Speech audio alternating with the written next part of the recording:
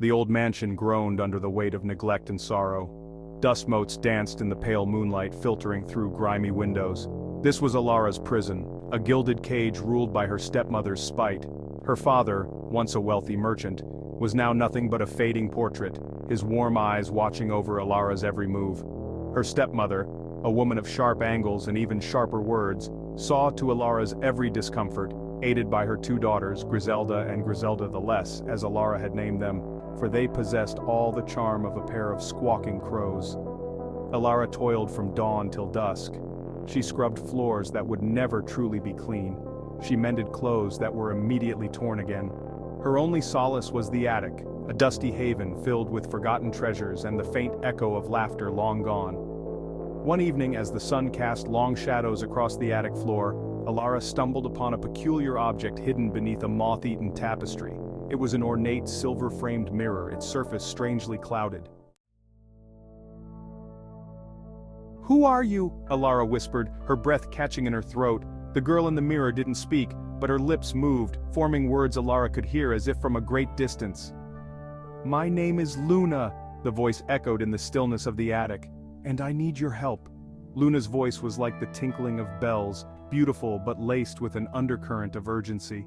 Elara found herself drawn to this mysterious girl, her heart pounding with a mixture of fear and excitement. For the first time in her life she felt a glimmer of hope, a sense that she was not alone. Night after night Elara sought solace in the attic, drawn to the strange mirror, and the girl trapped within its depths. Luna's world was one of perpetual twilight, a forest caught in the suffocating grip of an eternal curse. "The Dark Queen fears the light," Luna explained, her voice a mere whisper. "She fears the day she will be overthrown and her reign of darkness will end." Luna's image flickered in the mirror, her ethereal beauty marred by a deep sadness. "Our fates are intertwined, Elara. The curse that binds me weakens the veil between our worlds. If the Dark Queen is not stopped, both our worlds will fall into eternal darkness."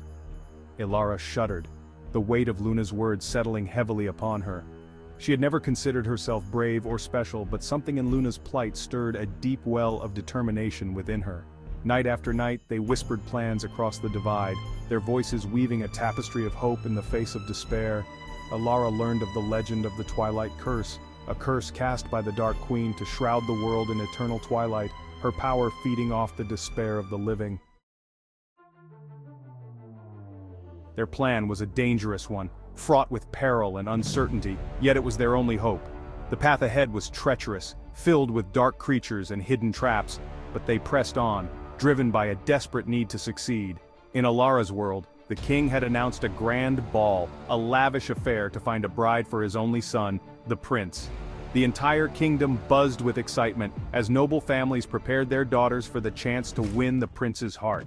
It was a chance for Elara to enter the castle, to escape the clutches of her stepmother and somehow find a way to reach Luna. She knew the ball would be her only opportunity to slip past the guards and into the heart of the castle. "I have something," Luna said one night, her voice filled with a newfound determination. Her eyes sparkled with a mix of hope and fear as she revealed her secret. "A gift from my mother, hidden before the Dark Queen imprisoned me.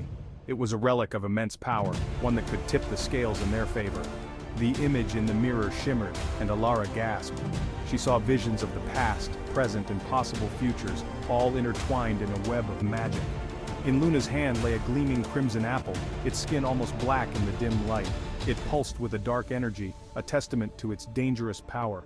"This apple," Luna continued, her voice trembling slightly, "is laced with a powerful sleeping potion.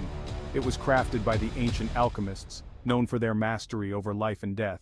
It is the only thing that can weaken the Dark Queen's magic long enough for us to break the curse." The potion's effects were temporary, but it would give them the crucial moments they needed. But the apple alone was not enough. They needed more than just a potion, they needed a symbol of hope and resilience. They needed something from Elara's world. Something that represented her own struggle against the darkness. It had to be an object imbued with her spirit and determination. It was then that Elara remembered the beautiful glass slippers her mother had left her, a memento of a happier time. These slippers were not just shoes. They were a symbol of her mother's love and the strength she had passed on to Elara. The night of the ball arrived, a whirlwind of silks and jewels and forced smiles. Elara, dressed in a gown of her late mother's, a cascade of moon-kissed silver that belied her lowly station, moved through the opulent halls like a ghost. Her stepmother, resplendent in emerald green, her daughters preening beside her like a pair of overfed peacocks, paid her no mind. They were too busy chasing after the prince, their laughter grating on Elara's nerves. She danced with the prince out of courtesy, his pleasantries washing over her as she searched for an escape, her hand clutching the remaining glass slipper within the folds of her skirt. Her heart pounded against her ribs, a frantic rhythm that mirrored the ticking clock in the grand hall. Elara, seizing her chance, slipped unnoticed through a side door, leaving behind the shimmering glass slipper on the steps leading to the gardens. Her heart hammered against her ribs as she raced through the moonlit gardens, the sounds of the ball fading behind her. She was free, but her freedom came at a price. The night was alive with the chirping of crickets and the distant hoot of an owl. Elara, her silver gown torn and muddied, ran until her lungs burned and her legs screamed for respite. Behind her, she heard the frantic shouts of the palace guards, alerted by her stepmother to her audacious escape. "Stop her! Stop that thief!" Her stepmother's shrill voice cut through the night, fueled by a rage that chilled Elara to the bone. Elara knew then that her stepmother's cruelty ran deeper than mere spite. Suddenly the ground gave way beneath her feet, and Elara tumbled down a steep embankment, landing with a thud at the edge of a dark and forbidding forest. The air hung heavy with the scent of damp earth and decaying leaves, sending a shiver down her spine. This was no ordinary forest. This was the forest from her visions, the gateway to Luna's world. As she caught her breath, Elara noticed something shimmering on the ground before her. The forest was a labyrinth of gnarled branches and twisting roots, the air thick with the whispers of unseen creatures. Each step Elara took seemed to echo with the voices of the past, as if the forest itself was alive and watching her every move. The moon, a pale sliver in the sky, offered little light, casting long, dancing shadows that played tricks on Elara's exhausted mind.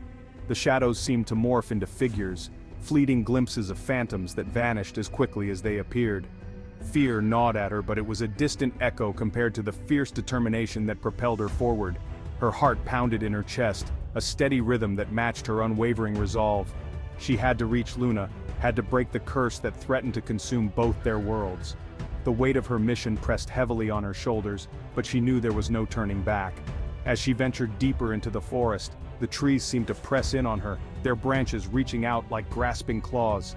The path grew narrower, the air thicker, as if the forest itself was trying to swallow her whole. Strange creatures with glowing eyes watched her from the shadows, their whispers sending shivers down her spine. She could feel their eyes on her, a constant reminder of the dangers lurking just out of sight. Yet, she pressed on, her hand clutching the glass slipper, its smooth surface a source of comfort in this alien world. The slipper was a symbol of hope, a reminder of the life she was fighting to save. The forest floor sloped downwards, leading her towards a clearing bathed in an eerie green light. The light seemed to pulse with a life of its own, casting an otherworldly glow on everything it touched. In the center stood a towering oak, its branches reaching towards the sky like the arms of a giant. The tree seemed ancient, its bark etched with the stories of countless generations. And there, at the base of the tree, stood Luna. Her presence was both ethereal and powerful, a beacon of hope in the midst of the darkness. "We must hurry," Luna said, her voice brooking no argument. "The Queen senses your presence, she is waiting for us." Together they ventured deeper into the heart of the forest, the air growing colder, the silence more profound. The trees thinned, revealing a desolate landscape of jagged rocks and twisted thorns. In the distance, perched atop a craggy precipice, loomed a crumbling castle, its silhouette stark against the twilight sky. This was the lair of the Dark Queen, a place of shadows and despair. As they approached the castle, the ground trembled beneath their feet, and an unearthly shriek pierced the air. The Dark Queen was expecting them, her power radiating outwards like a suffocating wave. Elara felt a moment of doubt, a flicker of fear that threatened to consume her. The throne room was shrouded in shadows, lit only by flickering torches that cast long, dancing shadows on the walls. The air was thick with an eerie silence, broken only by the occasional crackle of the flames. The air was heavy with the scent of decay and the oppressive weight of ancient magic. It felt as though the very walls were whispering secrets of a dark past, secrets that had been buried for centuries. And there, seated upon a throne of twisted black iron, sat the Dark Queen. Her presence was a dark stain upon the room, a figure of malevolence and power. She was a figure of terrifying beauty, her skin as white as bone, her eyes burning with an unholy light. Her gaze seemed to pierce through the very soul, leaving a trail of cold dread in its wake.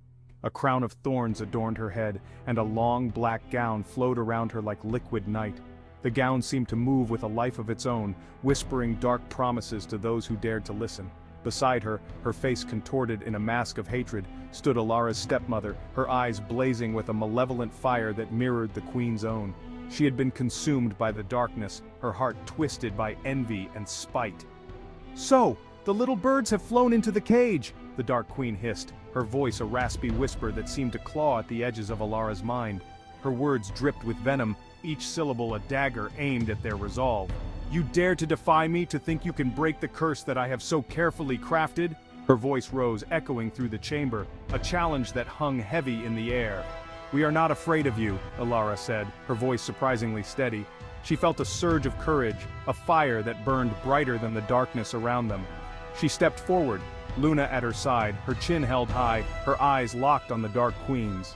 Together, they were a beacon of hope, a light that refused to be extinguished. "Your reign of darkness ends now." Elara's voice rang out, clear and unwavering, a declaration of defiance that echoed through the throne room.